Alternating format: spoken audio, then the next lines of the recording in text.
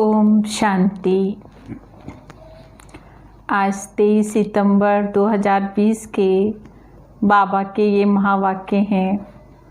मुरली का सार है, मीठे बच्चे, तुम्हें ये चिंता रहे हम कैसे सबको सुख धाम का रास्ता बताएं। सबको पता पड़े कि यही पुरुषोत्तम बनने का संगम युग है। कौन सी चिंता रहे, कैसे हम सुख धाम का रास्ता बताएं। सबको पता पड़े कि ये पुरुषोत्तम बनने का संगम युग है। पुरुषों से उत्तम देवी देवता बनने का ये युग चल रहा है। तो बाबा ने कहा सबको बताना है ये। आज की मुरली का प्रश्न है, तुम बच्चे आपस में एक दो को कौन सी मुबारक देते हैं? मुझे मुबारक कब देते हैं? तुम बच्चे आपस में एक दो को कौन सी मुबारक देते हैं और मनुष्य मुबारक कब देते हैं? उत्तर है, मनुष्य मुबारक तब देते जब कोई जन्मता है, विजयी बनता है या शादी करता है या कोई बड़ा दिन होता है, परंतु वह कोई सच्ची मुबारक नहीं है। बाबा क्या समझा रहे हैं? वे कोई सच्ची मुबारक नहीं है। तुम बच्चे एक दो को बाप का बनने की मुबारक देते हो। तुम कहते हो हम कितने खुश नसीब हैं जो सब दुखों से छूटकर सुख धाम में जाते हैं। तुम्हें दिल ही दिल में खुशी होती है। बाबा क्या कह रहे हैं? हाँ, मनुष्य तो दुनिया में मुबारक तभी देते हैं जब कोई जन्मता है या विजयी बनता है या शादी करता है, लेकिन बाबा ने कहा ये कोई सच्ची मुबारक नहीं है। तुम बच्चे तो एक दो को बाबा का बनने की मुबारक देते हैं, बाबा की पहचान मिलती है। तो बाबा ने कहा उसमें सच्ची मुबारक होती है जो तुम दुखों से छूटकर सुख धाम में जाते हो। ओम शांति। बेहद का बाप बैठ बेहद के बच्चों को समझाते हैं। अब प्रश्न तो ये उठता है कि बेहद का बाप कौन है? ये तो जानते हो सबका बाबा एक है जिसको परम पिता कहा जाता है। लौकिक बाप को परम पिता नहीं कहा जाता है। परम पिता तो एक ही है, उनको सब बच्चे भूल गए हैं। इसलिए परम पिता परमात्मा जो दुख हरता सुख करता है उसे तुम बच्चे जानते हो कि बाबा हमारे दुख कैसे हर रहे हैं। फिर हम सुख शांति में चले जाएंगे। सब तो सुख में नहीं जाएंगे, कुछ सुख में कुछ शांति में चले जाएंगे। कोई सत्युग में पाठ बजाते हैं, कोई त्रेता में बजाते हैं और कोई द्वापर में। तुम सत्युग में रहते हो, बाकी सब मुक्ति धाम में रहेंगे। उनको कहेंगे ईश्वर का घर। मुसलमान लोग जब नमाज पढ़ते हैं तो सब मिलकर के खुदा ताला की बंदगी करते हैं। किस लिए करते हैं? बहिश्त में जाने के लिए, अल्लाह के पास जाने के लिए। अल्लाह के घर को बहिश्त नहीं कहेंगे, वहाँ तो आत्माएं शांति में रहती हैं। शांत बाबा ने कहा यहाँ से शरीर छोड़ते हैं तो आत्माएं परमधाम में जाती हैं और वहाँ पर तो आत्माएं बाबा ने कहा क्या करती है? शांति में ही रहती हैं। ये जानते होंगे अल्लाह के पास शरीर से नहीं, हम आत्माएं ही वहाँ जाएंगे। अब सिर्फ अल्लाह को याद करने से कोई पवित्र नहीं बन सकते हैं। अल्लाह को तो जानते ही नहीं हैं। अब ये मनुष्यों को कैसे राय दें कि बाप सुख शांति का वर्षा दे रहे हैं? विश्व में शांति कैसे होती है, विश्व में शांति कब थी, ये उन्हों को हम कैसे समझाएं? जो सर्विसेबल बच्चे जो हैं वो नंबर वार पुरुषार्थ अनुसार उन्हों को ये चिंतन रहता है। तुम ब्रह्मा मुख वंशावली ब्राह्मणों को बाबा ने अपना परिचय दिया है। सारी दुनिया के मनुष्य मात्र के पाठ का भी बाबा ने हमको परिचय दिया है। अब हम मनुष्य मात्र को बाबा और रचना का कैसे परिचय दें? बाबा सबको कहते हैं अपने को आत्मा समझकर मुझे याद करो तो तुम खुदा के घर चले जाएंगे। बाबा ने कहा गोल्डन एज अथवा भविष्य में तो सब नहीं जाएंगे। बाबा क्या कह रहे हैं, स्वर्ग में तो सभी नहीं जा सकते हैं, वहाँ तो होता ही एक धर्म है, बाकी सब शांति धाम में हैं, इसमें कोई नाराज होने की बात नहीं है। मनुष्य शांति मांगते हैं, वह मिलती है अल्लाह अथवा गॉड फादर के घर में। आत्माएं सब आती हैं शांति धाम से, फिर वहाँ जब जाएंगे तो बाबा ने कहा नाटक पूरा हो जाता है।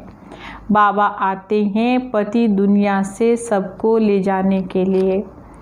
अभी तुम बच्चों की बुद्धि में है, हम शांति धाम में जाते हैं, फिर हम सुख धाम में आते हैं।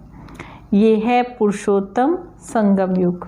बाबा क्या कह रहे हैं, ये क्या है, पुरुषोत्तम संगम युग है। पुरुषोत्तम अर्थात उत्तम से उत्तम पुरुष है। जब तक आत्मा पवित्र नहीं बनती है तब तक उत्तम पुरुष बन नहीं सकती है। अब बाबा तुमको कहते हैं मुझे याद करो और सृष्टि चक्र को जानो और साथ में दैवी गुण की धारणा करो। इस समय सभी मनुष्य के कैरेक्टर बिगड़े हुए हैं। बाबा ने कहा नई दुनिया में तो कैरेक्टर बहुत फर्स्ट क्लास होंगे। भारतवासी ही ऊंच कैरेक्टर वाले बनते हैं। उन ऊंच कैरेक्टर वालों को बाबा ने कहा कम कैरेक्टर वाले माथा टेकते हैं। बाबा ने कहा देवी देवताओं के सामने साधारण मनुष्य आत्माएं क्या करती हैं, उनकी पूजा करती है, उनको माथा टेकती है। तो बाबा ने कहा जो देवी देवता हैं तो वो भी मनुष्य, लेकिन वो है ऊंच कैरेक्टर वाले। भारतवासी ही ऊंच कैरेक्टर वाले बनते हैं, फिर उनके कैरेक्टर्स का वर्णन करते हैं, उनकी महिमा करते हैं। ये तुम बच्चे भी समझते हो, अब औरों को कैसे समझाएं, कौन सी हम सहज युक्ति रचें। ये है आत्माओं का तीसरा नेत्र खोलना। क्या है, बाबा ने कहा ये आत्माओं का तीसरा नेत्र खोलना है। बाबा की आत्मा में ज्ञान है, मनुष्य कहते हैं मेरे में ज्ञान है। बाबा ने कहा ये तो देह अभिमान है, इसमें तो आत्म अभिमानी बनना है। बच्चों को क्या बनना है, आत्म अभिमानी बनना है। सन्यासी लोगों के पास शास्त्रों का ज्ञान है, बाबा का ज्ञान तो जब बाबा आकर देंगे। बाबा ने कहा इसमें भी युक्ति से समझाना है। वो लोग कृष्ण को भगवान समझ लेते हैं, भगवान को जानते हैं नहीं। ऋषि मुनि आदि कहते थे हम नहीं जानते हैं, समझते हैं मनुष्य भगवान हो ही नहीं सकता है। निराकार भगवान ही रचता है, परंतु वह कैसे रचता है, उनका नाम रूप देश काल क्या है, तो क्या कह देते हैं नाम रूप से न्यारा है। इतनी भी समझ है नहीं। बाबा क्या कह रहे हैं, इतनी भी समझ नहीं है कि नाम रूप से न्यारी वस्तु कैसे हो सकती, इतनी भी समझ नहीं कि नाम रूप से न्यारी वस्तु कैसे हो सकती है। इम्पॉसिबल है ना। अगर कहते पत्थर ठीकर कच मच सब में है तो नाम रूप हो जाता है। कब क्या कहते रहते हैं।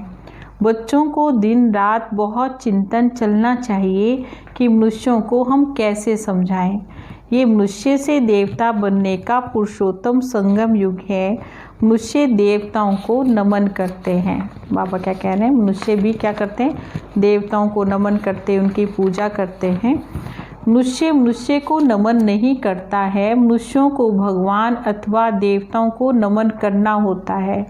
मुसलमान लोग भी बंदगी करते हैं, अल्लाह को याद करते हैं।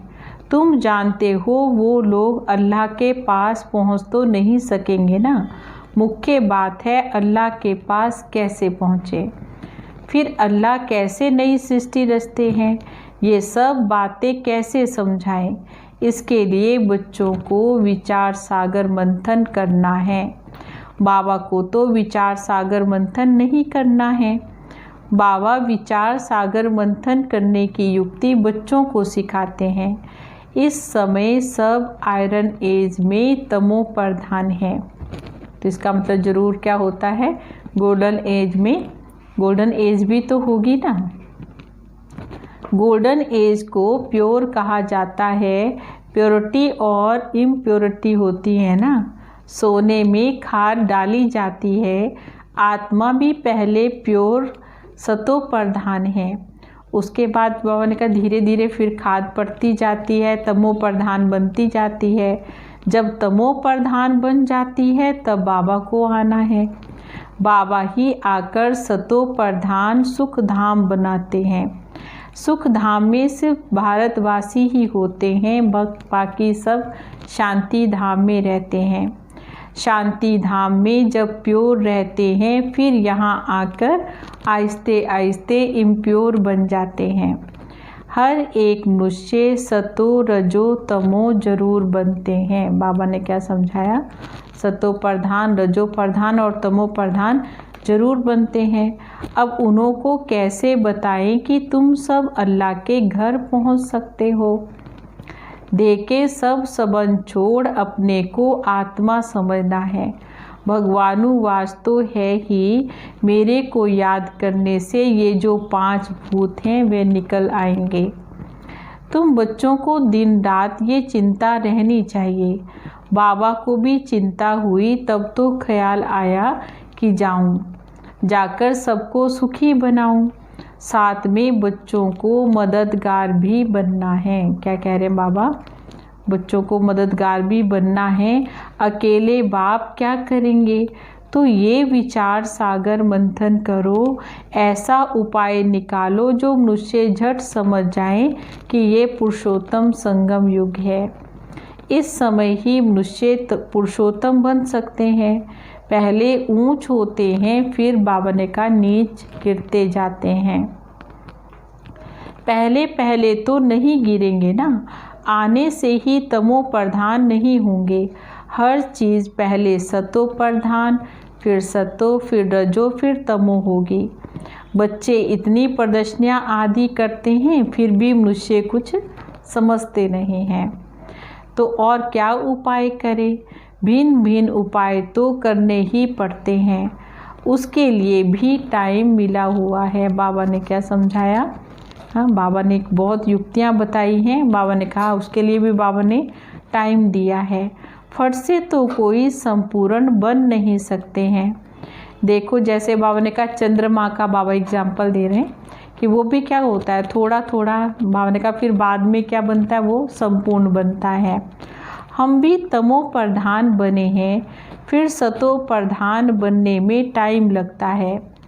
बाबा ने कहा वह तो है जड़, फिर ये है चैतन्य। तो हम कैसे समझाएं, जैसे मुसलमानों के मौलवी को समझाएं कि तुम क्यों नमाज पढ़ते हैं। बाबा ने कहा ये उनको भी पूछना चाहिए, उनको समझाना भी चाहिए कि कैसे क्यों नमाज पढ़ी जाती है, तुम किसकी याद में पढ़ रहे हो। ये विचार सागर मंथन करना है। बड़े दिनों पर प्रेसिडेंट आदि भी मस्जिद में जाते हैं। फिर बाबा ने कहा बड़ों से मिलते हैं। सब मस्जिदों की फिर एक बड़ी मस्जिद होती है। बाबा ने कहा जैसे वहाँ जाते हैं इसलिए ईद मुबारक देने के लिए। अब मुबारक तो ये है जब हम सब दुखों से छूटकर सुख धाम में जाएं, तब कहा जाता है मुबारक हो। तो बाबा ने आज मुबारक की डेफिनेशन बताई कि मुबारक में जाना किसको कहते हैं। मुबारक होती है, बाबा ने कहा भगवान का परिचय मिल गया तो जीवन में खुशी आई। तो बाबा ने कहा ये सबसे बड़ी खुशखबरी है, सबसे बड़ी मुबारक है। कोई विन करते हैं तो भी मुबारक देते हैं, कोई शादी करते हैं तो भी उसको मुबारक दी जाती है कि सदैव खुशी रहो, सुखी रहो। अब तुमको तो बाबा ने समझाया है, हम एक दो को मुबारक कैसे दें। इस समय हम बेहद के बाप से मुक्ति, जीवन मुक्ति का वर्षा ले रहे हैं। तुमको तो मुबारक मिल सकती है। बाबा समझाते हैं तुमको मुबारक हो, तुम 21 जन्मों के लिए पद्मपति बन रहे हो। अब सब मनुष्य कैसे बाबा से वर्षा लें, सबको मुबारक देना। तुमको अभी पता पड़ा है, परंतु तुमको लोग मुबारक नहीं दे सकते हैं। बाबा ने कहा तुमको जानते ही नहीं हैं। मुबारक दें तो खुद भी ज़रूर मुबारक पाने के लायक बनेंगे। अब बाबा ने कहा तुम तो गुप्त हो। क्या समझा रहे हैं बाबा? तुम तो गुप्त हो, एक दो को मुबारक दे सकते हैं। बाबा ने कहा मुबारक हो, हम बेहद के बाप के बने हैं। किसके बने हैं? बेहद के बाबा के बने हैं। तुम कितने खुश नसीब हो। कोई लॉटरी मिलती है या बच्चा जन्मता है तो भी कहते हैं मुबारक हो। बच्चे पास होते हैं तो भी मुबारक देते हैं। तुमको दिल ही दिल में खुशी होती है, तुम अपने को ही मुबारक देते हैं। हमको बाबा मिला है जिससे हम वर्षा ले रहे हैं। बाबा बच्चों को समझाते हैं, तुम आत्माएं जो दुर्गति को पाई हुई हैं, अब तुम सद्गति को पा रहे हैं। मुबारक तो एक ही सबको मिलती है। बाबा ने कहा पिछाड़ी में सबको मालूम पड़ेगा, जो ऊंच से ऊंच बनेंगे उनको नीचे वाले कहेंगे मुबारक हो। आप सूर्यवंशी कुल में महाराजा महारानी बनते हो। और बाबा ने कहा जो नीच कुल वाले मुबारक उनको देंगे जो विजय माला के दानी बनेंगे। जो पास होंगे उनको ही मुबारक मिलेगी ना, उनकी ही फिर पूजा होती है। आत्मा को भी मुबारक हो जो ऊंच पद पाती है, फिर भक्ति मार्ग में उनकी ही पूजा होती है।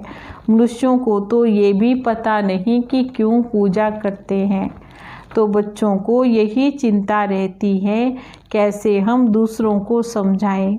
हम पवित्र बने हैं तो दूसरों को हम कैसे पवित्र बनाएं। बाबा ने कहा ये भी बच्चों को चिंतन चलना चाहिए। दुनिया तो बहुत बड़ी है ना, क्या किया जाए जो घर घर में पैगाम पहुँचे। बाबा क्या समझा रहे हैं कि ऐसा क्या किया जाए जो घर घर में पैगाम पहुँचे। पर्चे गिराने से सबको तो मिलते नहीं ना, ये तो एक दो को हाथ में पैगाम चाहिए, क्योंकि उनको बिल्कुल भी पता नहीं है कि बाबा के पास हम कैसे पहुँचे। कह देते हैं सब रास्ते परमात्मा से मिलने के हैं, परंतु बाबा कहते ये भक्ति दान पुण्य तो तुम जन्म जन्मांतर से करते आए हो, परंतु रास्ता मिला ही कहाँ। कह भी देते हैं सब अनादि से चलता आया है, परंतु कब से शुरू हुआ, अनादि का अर्थ क्या है। बाबा ने कहा वो भी तुम्हारे में नंबरवार पुरुषार्थ अनुसार ही जानते हैं। ज्ञान की प्रारब्ध 21 जन्म, वह है सुख की, फिर ये है दुख की। तुम बच्चों को हिसाब समझाया जाता है किसने बहुत भक्ति की है। ये सभी रेजगारी बातें एक एक को तुम नहीं समझा सकते हैं। क्या करें, कोई अखबार में डालें। बाबा ने कहा तब भी टाइम तो लगेगा ना, सबको पैगाम इतना जल्दी तो मिल नहीं सकता है। अगर बाबा ने कहा सब बच्चे पुरुषार्थ करें तब तो सभी स्वर्ग में आ जाएंगे, लेकिन ऐसे तो होता नहीं है। अब ये तो होता नहीं है। अब तुम पुरुषार्थ कर रहे हो कहाँ जाने के लिए? स्वर्ग में जाने के लिए। अब हमारे जो धर्म वाले हैं उनको हम कैसे निकालें, कैसे हमें पता पड़े कि कौन कौन ट्रांसफ़र हुए हैं। हिंदू धर्म वाले असल में देवी देवता धर्म के हैं, ये भी कोई नहीं जानते हैं। पक्के हिंदू होंगे तो अपने आदि सनातन देवी देवता धर्म को ही मानेंगे। इस समय तो सभी पतित हैं। बाबा क्या समझा रहे हैं? इस समय सभी पतित मनुष्य हैं। बुलाते हैं पतित पावन आओ, निराकार को ही याद करते हैं कि हमको आकर पावन दुनिया में ले चलो। इन्होंने इतना बड़ा राज्य कैसे लिया? तो बाबा ने कहा भारत में तो इस समय कोई भी राजा ही है ही नहीं जिसको जीत कर राज्य लिया हो। वे कोई लड़ाई करके राजाई तो पाते नहीं हैं। मनुष्य से देवता कैसे बनाया जाता है ये भी कोई को मालूम नहीं है। तुमको भी अब बाबा से पता पड़ा है कि औरों को कैसे बताएं जो मुक्ति जीवन मुक्ति को पाएं। बाबा ने कहा औरों को कैसे रास्ता बताएं जो मुक्ति जीवन मुक्ति को पाएं।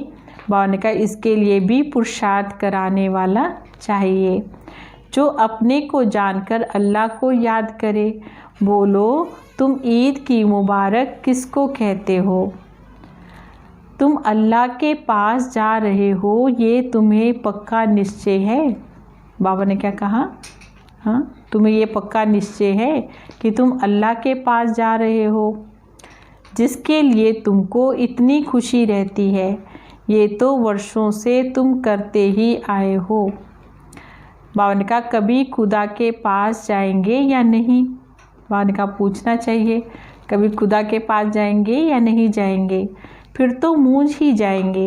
बरोबर हम जो पढ़ते हैं तो बाबा ने कहा क्या करने के लिए पढ़ते हैं? ऊंच से ऊंच एक अल्लाह ही है। बोलो अल्लाह के बच्चे तुम भी आत्मा हो। आत्मा चाहती है हम अल्लाह के पास जाएं। आत्मा जो पहले पवित्र थी अभी पतित बनी है। अभी इनको बहिष्ठ तो नहीं कहेंगे ना? बाबा ने कहा सब आत्माएं पतित हैं, पावन कैसे बने जो अल्लाह के घर जाएंगी? वहाँ तो विकारी आत्मा भी नहीं होंगी। बाबा ने कहा वहाँ तो आत्माएं भी कैसी होती हैं? वाइसलेस होती हैं। आत्मा कोई फट से तो सतो प्रधान नहीं बनती है ना। ये सब विचार सागर मंथन किया जाता है। बाबा का विचार मंथन चलता है तब तो समझाते हैं ना। बाबा ने कहा इसमें भी युक्तियाँ निकालनी चाहिए किसको कैसे समझाएं।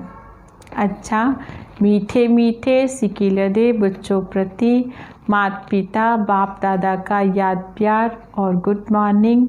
रूहानी बाप की रूहानी बच्चों को नमस्ते। हम रूहानी बच्चों की रूहानी बाबा को नमस्ते नमस्ते नमस्ते जी। गुड मॉर्निंग बाबा।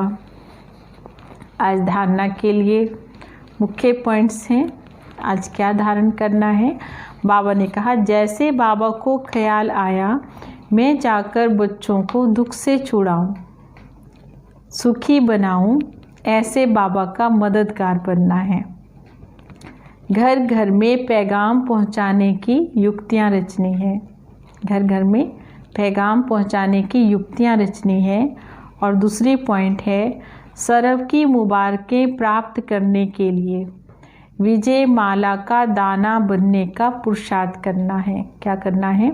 सरब की मुबारकें प्राप्त करने के लिए विजय माला का दाना बनने का पुरुषार्थ करना है और पूज्य बनना है। और आज का वरदान है नम्रता और अथॉरिटी के बैलेंस द्वारा। नम्रता और अथॉरिटी के बैलेंस द्वारा बाबा को प्रत्यक्ष करने वाले विशेष सेवाधारी भव। नम्रता और अथॉरिटी के बैलेंस द्वारा बाबा को प्रत्यक्ष करने वाले विशेष सेवाधारी भव। जहाँ बैलेंस होता है वहाँ कमाल दिखाई देती है। जब आप नम्रता और सत्यता की अथॉरिटी के बैलेंस से किसी को भी बाबा का परिचय देंगे तो कमाल दिखाई देगी। इसी रूप से बाबा को प्रत्यक्ष करना है। आपके बोल स्पष्ट हों लेकिन उसमें स्नेह भी हो और नम्रता भी हो। बाबा ने कहा बोल सीधे हों भले स्पष्ट हों, लेकिन इसके लिए बाबा ने कहा नम्रता भी होनी चाहिए और मधुरता भी हो, तो महानता और सत्यता भी तब प्रत्यक्षता होगी। बोलते हुए बीच बीच में ये अनुभव कराते जाओ जिसमें लगन में मगन मूर्त अनुभव हो। ऐसे स्वरूप से सेवा करने वाले ही विशेष सेवाधारी हैं। स्लोगन है समय पर कोई भी साधन ना हो तो भी साधना में विघ्न ना पड़े। समय पर कोई भी साधन ना हो लेकिन क्या ना हो, साधना में विघ्न ना पड़े।